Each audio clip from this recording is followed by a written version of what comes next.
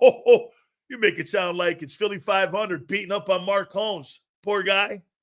Do the Cowboys even have a draft? You see Jerry Jones, a.k.a. Skeletor? See what he's doing out there, man? He's like, you watch the Cowboys move up to get the Cleveland pick and go get Travis Hunter. I think Jerry, because Jerry said it, this is his last year running the football team. All right. Where in the world is Philly.500 going to go tomorrow night in the draft at 32?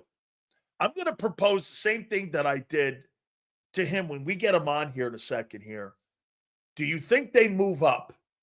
I've got the Jimmy Johnson value chart. And let's see if he has any moves on trading up. Let's bring him in now.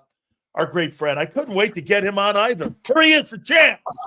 Hey, so you got Michael Irvin coming on, huh? Tell him for me that his daddy, Bobby Taylor, says hello. I definitely will, man. Tell him Bobby Taylor, his Bobby daddy, Taylor said hello. He shut him down back in the day. Bobby Taylor. Bobby Taylor, man. Shot across the bow there, right there. All right. So let me ask you, man. I'm going to bring this value chart up to you here. There's some people speculating that the Eagles will move up to get a respected player. Are you one of those guys? As of right now, 24 hours before the NFL draft, how do you see Philadelphia when it comes to at least strategy? Not player-wise. Do you think they move up, out, stand pat? I think they're moving up. I think they're moving up. I think it's typical Howie Roseman to move up here. And the reason why is you have a ton of teams trying to move back, right? And when everybody wants to move back, Howie, he goes the opposite direction. He'll find the value in that, and he'll move up. If he can move up and go higher than he normally could because teams want to go back, he's coming up. So I think if you can get one of his targets up around 20, I would not be surprised to see him go up, way up. Hey, Daz, just for your information, douchebag, okay? Howie said that he uses it with modifications. Go sit back in a corner with your cellophane hat on. How high do you want to go up? Okay, I mean, where are you looking? Rams at 26? Or do you want to go Minnesota at 24? How high do you think he goes? I think somewhere in the 22 to 24 range is where I think he'll look. Okay. I think it'll be that. Okay, so here's 24. The value of the pick is 740 points. You're at 32. That's 590. So you've got to make this and add another piece, obviously, to move up. So that would be a third rounder, and that would be your third rounder down at 94. That'd be 124. You're still a little light, so you're probably going to have to throw another fifth rounder in. That's 31. That puts you right at it. So to move up to 24, you're going to give your 32nd pick, your third round pick, and a fifth. Doing that for a player in this draft? Something like that. What about a third round next year and a fifth this year? So 1-5 this Minnesota year. needs picks this year. Well, then you talk to somebody else. Or what's the discount? Because I don't think that the going rate is going to be what it normally is, because I think more teams are looking to move back. So I think that you're going to be able to get it at a discount. So discount 10% of that. Make it a fourth round pick, and we're good. Okay, hold on. Let me see how that comes out. Okay, again, you heard Howie talking 2 weeks ago, Philly, about value. Right. Player, ability, and value. So Right. if you want to use the fourth they have, okay, let's use their fourth. So you have to give their 32nd pick, and you want to give the fourth, okay? Their fourth is 180. Okay, that's 6, 7. You're still 100 shy. So you got to go down into the fourth round again. Maybe they package up some of them. So you're going to have to give 2 4s and your 32 to go up. Yeah, but I'm giving up. I want to give picks next year. I don't want to just all be picks this year. So I got all those picks next year. I got all those thirds. I want to use one of those picks to get in there. So a team's going to have to be willing to take a pick the following year. Well, how about this? I mean, how many picks in the next 2 years do you think he's using out of the 20? What, 10? Oh, I mean, no. he's not gonna use 20 picks. That's my whole point. He's not going to use 20 picks. And if you look at where the value is going up because everybody wants to go back. People are going to be calling the Eagles to go back. So I think the value is trading up. I know what the charts say, but you got to look at what teams are trying to do. Now, what I would say to you is, and you're not wrong, and I'll say this to you, like you're sitting down there at 32. This is what I would hope happened. That Jackson Dart, Shador Sanders haven't been drafted yet, or Jalen Milroe. Yeah. And you're at 32. Because listen to this. The value at 33 is 580. The value at 32 is 590. Cleveland drops down to the 32nd pick to draft a quarterback, and they get Travis Hunter. You take the 33rd, you would have to take the 33rd and possibly a 7th rounder for you to be able to do that. I would say this to you, okay, because it's the quarterback. I'm going to need something else because the quarterbacks are more valued. To your point, instead of just giving a 7th rounder, my 32nd to move back to the first player taken in the 2nd round at 33, and he's a quarterback, I think the quarterbacks have to still be on the board for that to have value. Do you agree? Yeah. If you're wanting a team to go from the 2nd back to the 1st, yeah, I agree. See, to me, again, I don't want to make it too complicated here, but I don't think this draft, and here's my 5 guys. Maybe you have somebody different. I don't think there's a ton of guys that excite me if these guys aren't on the board sitting at 32. I got Malaki Starks. I got Maxwell Harrison, cornerback, Kentucky. I got James Pierce, Tennessee edge. I got Derek Harmon, Oregon defensive tackle, and Walter Nolen at defensive tackle. I think one of those 5 guys could potentially be your guy sitting at 32. Now, I'm going to throw this out to you. I think there's an asterisk. Didn't you find it weird? Howie Roseman is a guy who never, ever telegraphs anything. The one thing he telegraphed in this draft was this. Big Dom is the most important guy in the building. And it's true because without Big Dom vetting these guys and signing off, these guys never get in the building. Okay? So he is important. Isn't he telegraphing Mike Green a little bit? Yeah, you know what? I thought about that at the time too. Like, could that be what he's talking about? But you don't know. You just don't know. I don't know. What are your 3 guys down there at 32 that you would take? At 32, see, none of the guys I think that I want to make it to 32. So they have to move up. But the guys I want, I would say Malaki Starks, James Pierce Jr., and then the kid from Boston College, the Razco kid, whatever his name is. Yep. Those are my 3 guys, and then Walter Nolen would be 4. But I like those are my kind of like 4 guys. I don't think any of them make it to 32. Maybe Malaki Starks does, but I don't think most of them are making it. So I think the Eagles are going to have to go up and get one of these guys. You think they draft a quarterback in this draft? Maybe late. Yeah, maybe late. I like probably. I would say probably not, but I would expect them to sign undrafted free agent quarterback or 2. Why don't you? I mean, you think you could dangle Tanner out there for Saints? You think you can dangle him out there like 5th, 6th rounder? I think we're a year away. I think year away. Year. Yeah. Help me out on this one here, brother. Now, I got some intel here. So I asked Mario Cristobal just a couple of minutes ago, when the Eagles were down there at Pro Day, did they talk to Arroyo, the tight end? He said they did. They had a long, lengthy conversation with him. And I talked to Joy Taylor a couple minutes ago, too. Mason Taylor's met with the Eagles. So it may not be public that the Eagles are doing a lot of work. But this Dallas Goedert thing is perplexing because, I mean, Jesus criminy, dude. I mean, the best option's the guy in the building. And Right. you don't seemingly have a plan here.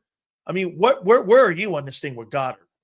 I'm with you. I think that the best option is to keep him. I don't see how that hurts you to keep him. If you can work out a contract for one more year, keep him, draft a guy in the second, third round, whenever, and then let them learn under Goddard for a year. I don't see the reason in taking him and getting rid of him this year. I think it's the same thing with CJ Gardner-Johnson. It's like 1 year too early. You don't need to do that right now. So I agree. Goddard, to me, staying is the best option. Yeah, because I mean, I don't get it here unless it's all again over cash. And I'm gonna show you this here. You're spending $230 million on 9 guys on offense. 9 of your 11. Your cap is 270, bro. I mean, Yeah.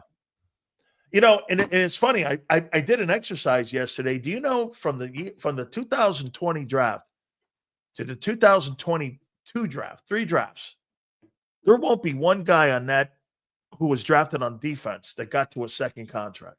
What do you make of that? Yeah, that's crazy. Are you giving, wait a minute, are you giving Jordan Davis a second contract? Yes. Oh, yeah.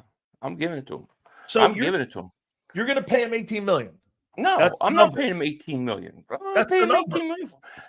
He doesn't. Who's going to pay him $18 million? I'm going to tell him, hey, Jordan Davis, you could go anywhere. Nobody's paying you $18 million. Why am I paying you $18 million? I think you get him a discount. I think it's a discount. The fifth year option's 12.5. Yeah, 12.5 is good. That's about right. Well, if you sign a 3-year contract, that number's got to be north of that 5th-year option, doesn't it? I mean, $18 million. I mean, you got to earn. No, you have to earn it. It's on some agree. level. You have to earn it. I agree for a guy who only plays 20 plays. Yeah, I mean, he's got to earn it. So I don't know how Jordan Davis can come to the negotiating table for an extension and say, I need $18.5 million, is what I'm saying. I don't think he's got a leg to stand on with that, you know? So if that's the case, you pick up his option year, you let him play this year, and then let's renegotiate, or let's see what you do this year. But I mean, I think you could sign him much cheaper than that, is what I'm saying, because he can't ask for $18.5 million. That's crazy. What if they draft 2 defensive tackles that are notable run stoppers? You think that's the end of him? Bye. I think if they draft Walter Nolen, he's gone. He'll play 1 more year, and that'll probably be it. And they'll drop down Moro Ojomo back in that rotation role, right? Probably. Oh yeah. Yeah. I agree. Are you giving Nakobe Dean an extension? Yeah. I am. He's another guy that I don't. He started 19 of 51 games. I don't. Why would I give him when he's on the field? He's great if he could just stay healthy.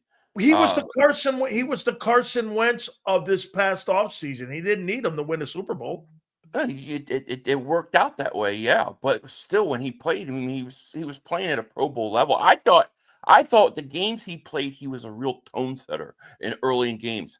I think he's another guy you're not going to have to pay top 3, top 5 money to, because with all those injuries and all those games missed, I don't see how he could ask for a ton of money.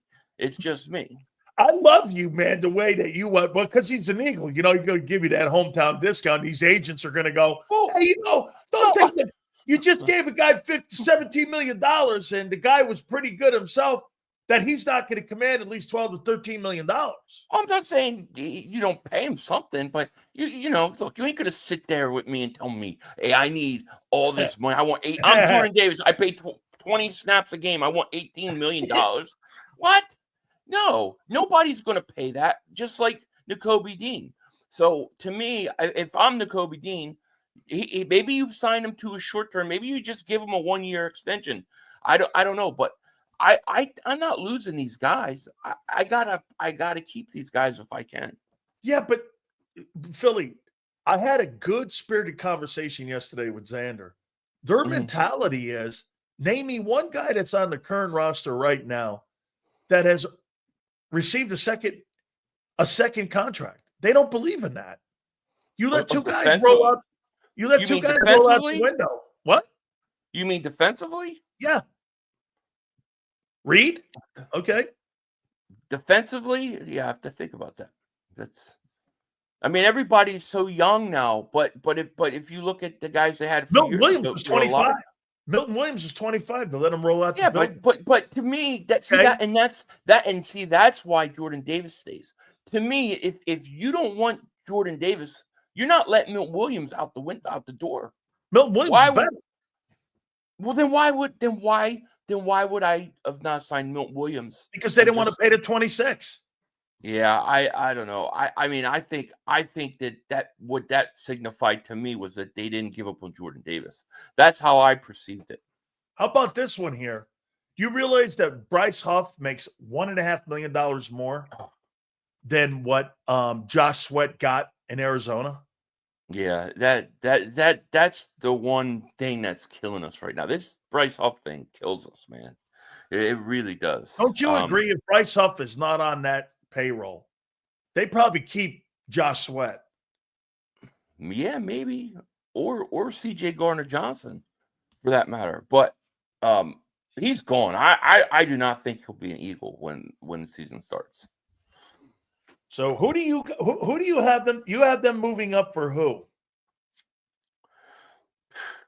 To me, it depends how high they go. Like, the higher they go, the more it's an edge rusher. If it's like 3, 4, 5 slots, it's for Malaki Starks. If it's higher than that, it's for like James Pierce Jr. I'll go James Pierce Jr. Big trade up for James Pierce Jr. How about that? Pierce Jr.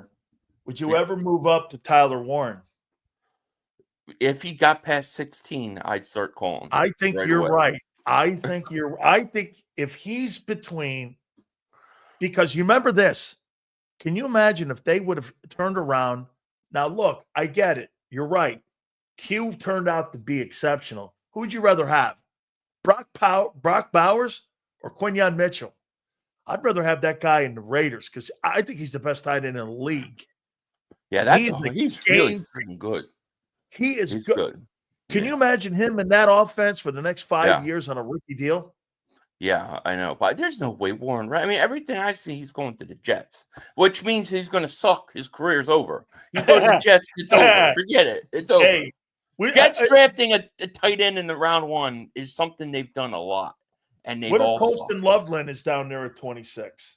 I like Loveland a lot. I don't know what they think of him, though. Like, I haven't really heard anything about the Eagles than him. I heard that they worked him out. Or they talked to him when they were in Michigan, but I haven't really heard whether they like him. I like him. I think he would be a good fit for the Eagles, to be honest with you.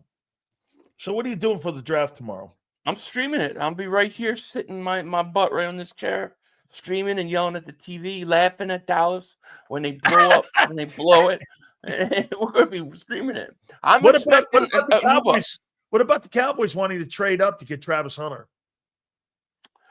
I think you're stupid. To me, listen, the move for the Cowboys is Genty. That's the move for them. If there's one guy that I say, okay, I don't want him on the Cowboys, it's Genty. Because I think he gives them an instant run game. And that's an instant dimension they don't have offensively. I mean, they have nobody on offense that scares me at all.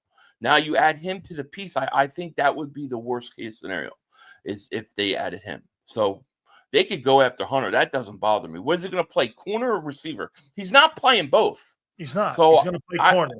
Well, then that really doesn't scare me. Let him tackle Saquon. Good luck with that. You know what I mean? Hey, but here. I got one last one here for you. So here was a take by a GM that I know very well. NFL assistant coach. It wasn't assistant coach. It was a general manager. Said this about Shador Sanders. The worst interview I've ever been a part of in my life. He's so entitled. He takes awful sacks. He never plays on time. He blames teammates for failure. But the biggest thing of all is he's not an elite talent.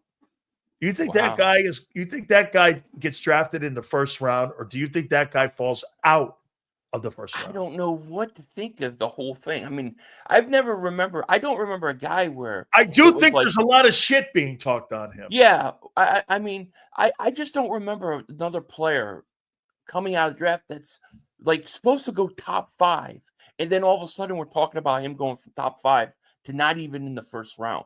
That's a pretty big jump, right? And in a draft like this, the entitled part, I wonder. Look, he's Deion's son, right? Came up. I mean, it was probably nice and easy living. He didn't have to worry about anything. I can see that being a problem. That's why I wonder about him somewhere like New York. But talent-wise, I think the kid's talented. I think he's got talent. I think the guy, again, remember something. Russell Wilson was a third rounder. Joe Montana, a third rounder. Tom Brady was a sixth rounder. It's where you go more so than what round you go. You have a good He might organization need around that. you. Like if he goes to Pittsburgh, that Yeah. sounds right to me, where that could be something where Mike Yeah. Tomlin would embrace the dad, because who wouldn't? I would. I don't have a problem with him being Deion's kid. Okay, the only No, problem not that. Not that. I It's have a just problem with this. He's paved the yellow brick road out at Jackson State, at Colorado. Everything's been perfect. When he goes to one of these shitty teams, bro, you ain't gonna have good players around you. You're not right. gonna have your dad cleaning your mess up for you, and you can't blame anybody but yourself. And veteran guys are not going to tolerate you blaming O-line guys. They're going to sit your ass down and tell you the way it is. We're all in this together, guy. The best thing that could happen to him may be that he drops. You know what I mean? So Yes. it may be Like something like, especially, Roethlisberger did. yeah, it may be the best case scenario for him. Give him a little bit of an edge. I don't know, but I mean, I wonder about him. I do, because I wonder, could he handle the stresses of New York?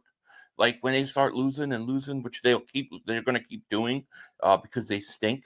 So what is he going to do? How's he going to handle it? Make sure you send your boy Mark Holmes a note, because he's been dodging me. I was on a stream with him yesterday, and he's been dodging me. He's like, I guess because he comes on there and he gets his ass destroyed. That it's a typical Cowboy. He brings it on himself. I know he does, because you know what he's talking about? Through the world champion offseason, they've won more offseason Super Bowl trophies than any team in NFL history. But absolutely, when September 8th comes, then the bullshit starts again. Reality hits, and they're back in the toilet again. I mean, you watch. That team this year will be another 7-win team. Genty, if they don't get Genty, it's over for them. Their season's over. They need Genty and some linemen in the second and third round. They got there's nothing explosive about that offense that worries me. I mean, they got CeeDee Lamb, but that's it. There's no threat. And if you don't have a run game, if you don't have guys that can make big plays, I mean, why would I worry about them playing the Eagles? They don't scare me at all. Tomorrow night, he'll be streaming live for the 89th NFL Draft. Make sure you check our boy out. He does a great job, and his show is just absolutely exploding. Brother, I love you coming on each and every single week. Thank you so much, dude. Have a good one. Two. That is our friend Philly.500. When we come back, I'm going to take a look at Howie Roseman's best draft pick since 2016. We're also going to do this. Teams in the NFC East. Needs. Sleeper picks. We were supposed to do this yesterday. And again, a little bit more on Shador, because I'm getting accused of hating on the kid. I don't give a shit about the kid. I could care less. Being personal about him has nothing to do with this.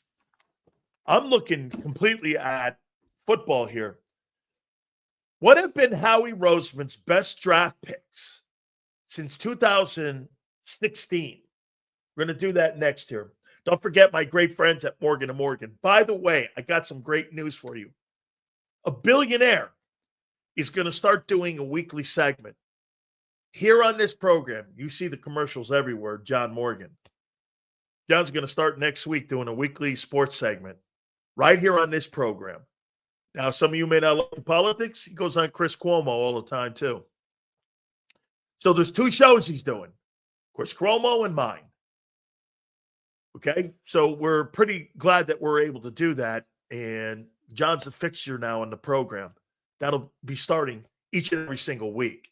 So we're looking for that, and we're looking forward to that. But don't forget to check our friends out at Morgan & Morgan, the #1 injury law firm in the country. Folks, they have over 1,000 attorneys from coast to coast making sure that they are going to be there for you and defend your family. It's a family-owned operation for the last 30 years. They take pride in that it's a family-run business. All the sons, the wife, John, have built this thing up for the last 30 years. I've been friends with them for about 25 years. It's been remarkable to watch the growth of Morgan & Morgan. Told you about the story in Pennsylvania. Insurance claim came in for $650K. No way. They got him $30 million, that family. Down in Florida, insurance claim came in for $350,000. They got him $12.5 million. If you're ever injured, please check my friends out at forthepeople.com/big sales or pound law 529. That's forthepeople.com/big sales or pound law 529. And do me a favor, you tell them Big Sales sent you.